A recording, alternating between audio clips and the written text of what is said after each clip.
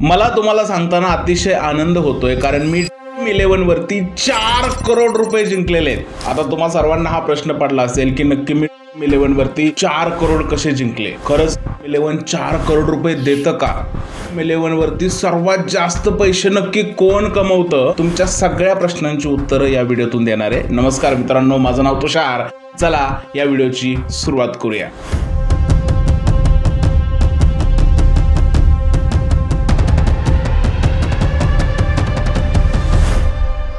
तुम्हाला जर का जाणून घ्यायचंय मी ड्रीम11 वरती 4 करोड कसे जिंकलेले आहेत, तर व्हिडिओ शेवटपर्यंत नक्की बघा। एवढ्यातच IPL 2025चा सीझन संपला आणि त्या सीझन मध्ये तुम्ही बऱ्याच न्यूज ऐकल्या असतील की ड्रीम11 वरती याने 4 करोड जिंकले, 11 सर्कल वरती याने 3 करोड जिंकले। तुम्ही सुद्धा ड्रीम11 आणि 11 सर्कल वरती टीमही बनवली असेल आणि तुमच्यापैकी बऱ्याच जणांनी हे स्वप्न पाहिले असतील की मी सुद्धा यातून करोडपती होणार आहे। पण तुमची करोडपती होण्याची शक्यता नक्की या ऍप मधून किती आहे हे थोडंसं जाणून घेऊया।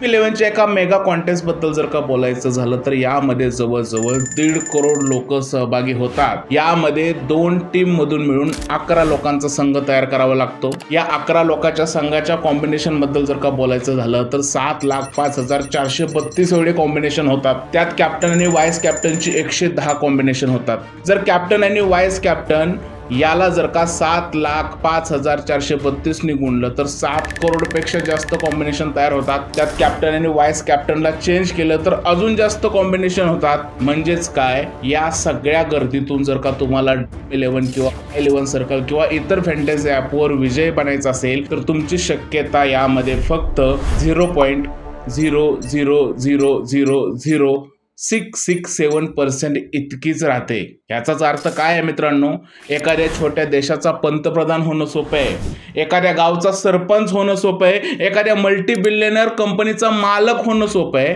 पण अशा प्रकारच्या ॲपवर जिंकणं खूप जास्त कठीण आहे। पण समजा यामध्ये तुमचं नशीब खूप चांगलं आहे आणि तुम्ही अशा प्रकारचा गेम जिंकला तर तुम्हाला नक्की किती पैसे भेटतील? ड्रीम11च्या एका मेगा कॉन्टेस्टचा जर का विचार करायला गेला तर यामध्ये जवळजवळ 1.5 करोड लोक सहभागी होतात आणि प्रत्येक जण जे आहे ते 49 रुपयाची एंट्री करतात। मेगा कॉन्टेस्ट बद्दल थोडंसं बाजूला ठेवूया, आपण बोलूया 5 लोकांनी जर का फ्लेक्सिबल कॉन्टेस्ट मध्ये 100 रुपये देऊन टीम बनवली तर 500 रुपये एकत्र होतात। आता या 500 रुपये मध्ये सरकार जे आहे ते 28% GST घेतं, राहिले 360 रुपये। या 360 मधून ड्रीम11 त्यांचा 20% कट जो आहे तो घेत असतं। आता राहतात फक्त 288 रुपये। या 288 रुपये मधून ज्या स्पर्धकांनी या स्पर्धेत भाग घेतलेला आहे त्यांना बक्षीस वितरण केलं जातं। पण गंमत मात्र इथे संपत नाही मित्रांनो, कारण ज्या लोकांनी बक्षीस जिंकलेलं आहे त्या बक्षिसातून सरकार परत एकदा 30% TDS घेतं। म्हणजेच काय, 288 मधून सरकारने 30% TDS घेतला तर स्पर्धकाला मिळणारी रक्कम जी असते ती असते 201.6 रुपये। त्याने एंट्री फी 100 रुपये भरली होती, ती जर का मायनस केली तर विजेत्याला अमाऊंट मिळते 101.6 रुपये। याचाच अर्थ काय, 500 रुपयाच्या गेम मधून सरकारने कमवलेले आहेत GST आणि TDS मिळून 226.4 रुपये। ड्रीम11 सारखे आपने कमवलेले आहेत 72 रुपये आणि ज्या स्पर्धकाने ही स्पर्धा जिंकली आहे त्याला मिळालेले आहेत 101.6 रुपये। जसं मगाशी म्हटल्याप्रमाणे जर का एका मेगा कॉन्टेस्ट बद्दल बोलायचं झालं तर यामध्ये 1.5 करोड लोक पार्टिसिपेट करतात आणि त्याची फी 49 रुपये असते। जर का 1.5 करोड इंटू 49 केलं तर जवळजवळ 73.5 करोड इतकी अमाऊंट होते। यामध्ये सरकारला जे आहे ते मिळतात 33.28 करोड आणि ड्रीम11 सारख्या ॲपला मिळतात 10.58 करोड आणि बाकी राहिलेली रक्कम जे आहे ती या स्पर्धकांना दिली जाते। या सगळ्याचा जर का अर्थ पाहिला तर एकच गोष्ट दिसून येते, यामध्ये सरकार आणि कंपनीचा खूप जास्त फायदा होत आहे। तुम्ही विचार करा, जर का ड्रीम11च्या एका मेगा कॉन्टेस्ट मधून एवढे करोडो रुपये जर का ॲपचे ओनर आणि सरकार कमवत असेल तर पूर्ण IPLच्या सीझन मधून त्यांना किती पैसे भेटत असतील? अशा प्रकारचे कितीतरी मेगा इव्हेंट एका मॅचच्या पाठी होत असतात। IPL बद्दल जर का बोलायचं झालं तर 74 मॅचेस असतात, वर्ल्ड कप मध्ये 48 मॅच असतात, वर्षभर भारतीय टीमच्या अनेक मॅच असतात, वन डे, कसोटी असे अनेक सामने होत असतात। भारतच नाही तर बाहेरच्या देशात सुद्धा खूप जास्त लीग होत आहेत, बाहेरच्या देशात सुद्धा इंटरनॅशनल सामने होत आहेत. त्याचबरोबर मित्रांनो वुमन्स क्रिकेट असेल यावरती सुद्धा या ॲपमध्ये गेम खेळता येतो. फुटबॉल असेल, हॉकी असेल, कबड्डी असेल, अशा अनेक ठिकाणी या ॲपवरती गेम खेळला जातो. विचार करण्याची गोष्ट आहे की यातून सरकार आणि कंपनी किती जास्त रेव्हेन्यू कमवत आहेत.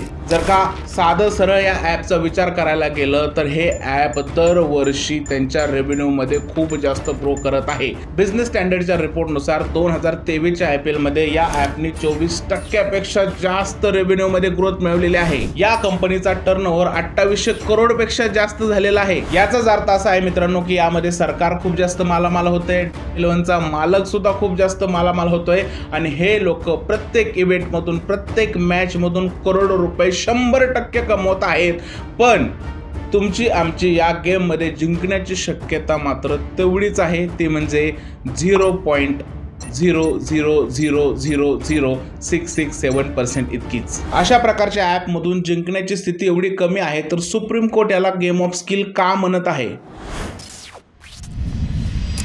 तसं पाहायला गेलं तर हा ॲपचा गेम जो आहे तो पूर्णपणे नशिबावरती अवलंबून आहे. कोर्ट हे कायद्यानुसार चालतं आणि इंग्रजांनी जो 1867 ला कायदा बनवला त्या कायद्यामध्ये गेम ऑफ स्किल आणि गेम ऑफ चान्स बद्दल स्पष्टता नव्हती. त्यामुळे ड्रीम11 असेल, 11 सर्कल असेल किंवा इतर फॅन्टसी ॲप आहेत त्यांचा खूप जास्त फायदा होत आहे. त्यात सुप्रीम कोर्टाने जो 1957 आणि 1996 ला जो निकाल दिला त्या निकालामुळे सुद्धा या ॲपचा खूप जास्त फायदा होत आहे. सरकार सुद्धा या गोष्टीकडे खूप जास्त दुर्लक्ष करतंय कारण सरकारचा यामध्ये खूप जास्त फायदा आहे. सरकारला सगळ्यात जास्त रेव्हेन्यू या ॲपमधून मिळत आहे. बाहेरच्या देशातील इन्व्हेस्टमेंट सुद्धा आपल्या देशामध्ये येत आहे. त्याचबरोबर देशाच्या GDP मध्ये सुद्धा भर पडत आहेत. त्यामुळे सरकार या गोष्टीकडे अजिबात सुद्धा लक्ष देत नाही. पण देशाच्या GDP मध्ये जरी या ॲपचा फायदा होत असला तरी देशातील तरुण वर्ग मात्र या ॲपच्या नादी लागून त्याचं खूप मोठं नुकसान करून घेत आहे. खरं सांगायचं म्हटलं तर सरकार याच्यातून पैसे कमवते. ड्रीम11चा मालक असेल किंवा फॅन्टसी ॲपचे सर्व मालक असतील हे सुद्धा यातून पैसे कमवत आहेत. क्रिकेटर पैसे कमवत आहेत, बॉलिवूडचे स्टार पैसे कमवत आहेत, BCCI पैसे कमवत आहे. तर कुठून ना कुठून हे पैसे वसूल नक्कीच केले जाणार आणि हे पैसे वसूल केले जात आहेत ते म्हणजे तुमच्या आमच्यासारख्या सामान्य माणसाकडून.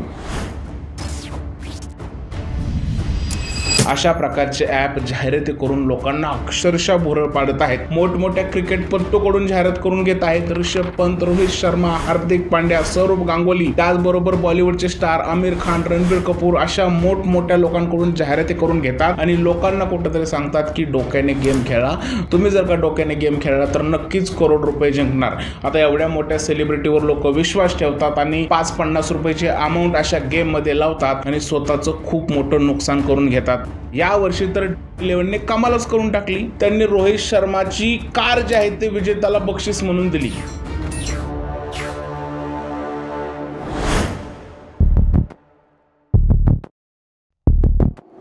आता रोहित शर्माची कार विजेत्याला बक्षीस मिळते म्हटल्यावरती मीडिया हाऊसने ही बातमी लावून धरली. सगळ्या कोपऱ्यात ही न्यूज पसरली. रोहित शर्मानेही त्याची करोड रुपयाची कार ड्रीम11च्या विजेत्याला दिली आणि त्याला प्रश्न विचारला की नक्की तू कॅप्टन कोणाला केलं होतं. आता रोहित शर्मा त्याला जर का विचारतोय तू कॅप्टन कोणाला केलं होतं हे पाहिल्यानंतर संपूर्ण देशातील लोकांना वाटतंय की यार खरंच ही गेम खूप सोपी आहे. जर का रोहित शर्मा कार स्वतःची देतो तर यामधून खूप जास्त पैसे मिळतात. त्यामुळे आपण सुद्धा अशा प्रकारच्या ॲपमध्ये गेम खेळला पाहिजे आणि करोडो रुपये जिंकले पाहिजेत.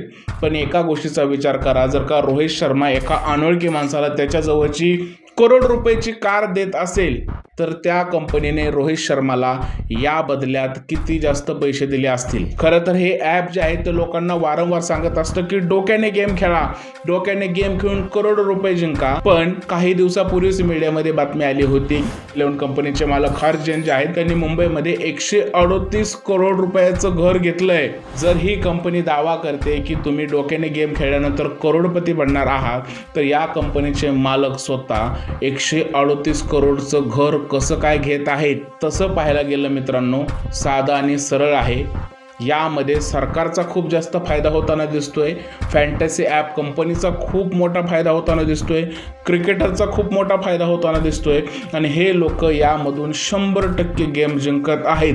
नुकसान मात्र आपलं होतंय कारण आपली गेम जिंकण्याची शक्यता खूपच जास्त कमी आहे.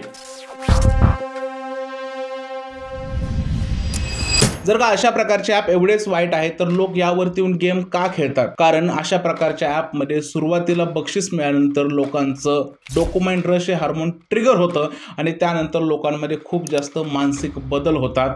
लोक या गेमकडे आकर्षित होतात. विशेष करून या गेम मधून मिळणाऱ्या मोठ्या बक्षिसाकडे खूप जास्त आकर्षित होतात. हळूहळू त्यांना या गेमचं व्यसन लागतं. व्यसन लागल्यानंतर लत लागते आणि लत नंतर ते या गेमसाठी ॲडिक्ट होतात आणि एकदा का ते या गेम मध्ये ॲडिक्ट झाले की त्यांचं खूप मोठं आर्थिक नुकसान होतं. कानपूरमधील एका पदवीधर विद्यार्थ्याने या गेम मध्ये 1,25,000 गमावलेले आहेत. अशा बऱ्याच बातम्या तुम्हाला न्यूज पेपर मध्ये पाहायला मिळतील. काही लोकांनी या गेमच्या नादी लागून सुसाईड सुद्धा करून घेतलेला आहे, तर काही लोकांना या गेम मुळे खूप मोठं आर्थिक नुकसान सुद्धा झालेलं आहे. अशा प्रकारच्या गेम मुळे लोकांचं मानसिक आरोग्य सुद्धा धोक्यात आलेलं आहे. न्यूरोसायकॅट्रिस्ट अंजली नागपाल म्हणतात की अशा प्रकारच्या गेम मुळे लोकांना गॅम्बलिंग डिसऑर्डर ही महामारी होत आहे. हा एक प्रकारचा मानसिक आजार आहे आणि अंजली नागपाल यांचं म्हणणं आहे की भारत हा अशा प्रकारच्या गॅम्बलिंग डिसऑर्डरची महामारी बनत चाललेला आहे. अशा प्रकारच्या ऍप मुळे आपल्या देशातील जनता जी आहे ते गॅम्बलिंग डिसऑर्डर सारख्या मानसिक रोगाकडे जाताना दिसत आहे आणि त्यामुळे लोकांचं खूप जास्त नुकसान सुद्धा होत आहे. अशा प्रकारच्या रोगामुळे लोक आयुष्यामध्ये खूप जास्त कठीण निर्णय सुद्धा घेऊ शकतात. कठीण म्हणजे काही लोक सुसाईड सुद्धा करू शकतात. खरं सांगायचं म्हटलं तर हा गेम पूर्णपणे नशिबावरती अवलंबून आहे. Sachin Tendulkar, Kapil Dev, Virat Kohli, Mahendrasingh Dhoni, Michael Clarke, Ricky Ponting अशा मोठमोठ्या क्रिकेटरनी सुद्धा जर का या ऍप वरती टीम बनवली तरी सुद्धा त्यांची जिंकण्याची शक्यता अगदीच नगण्य आहे. जसं की मी सुरुवातीला तुम्हाला म्हटलं होतं की मी या गेम मध्ये 4 करोड रुपये जिंकले. खरं सांगायचं म्हटलं तर जर का सचिन तेंडुलकरला गेम जिंकणं शक्य नाहीये, कपिल देवला गेम जिंकणं शक्य नाहीये, रिकी पॉन्टिंगला गेम जिंकणं शक्य नाहीये, सुनील गावस्कर यांना गेम जिंकणं शक्य नाहीये, तर मी तर साधा तुषार भोसले आहे. अहो मी 4 करोड काय 4 रुपये सुद्धा या ऍप वरून जिंकू शकत नाही, कारण या गेम मध्ये जिंकणं खूप जास्त कठीण आहे आणि मला या गेमचं पूर्णपणे नॉलेज नाहीये.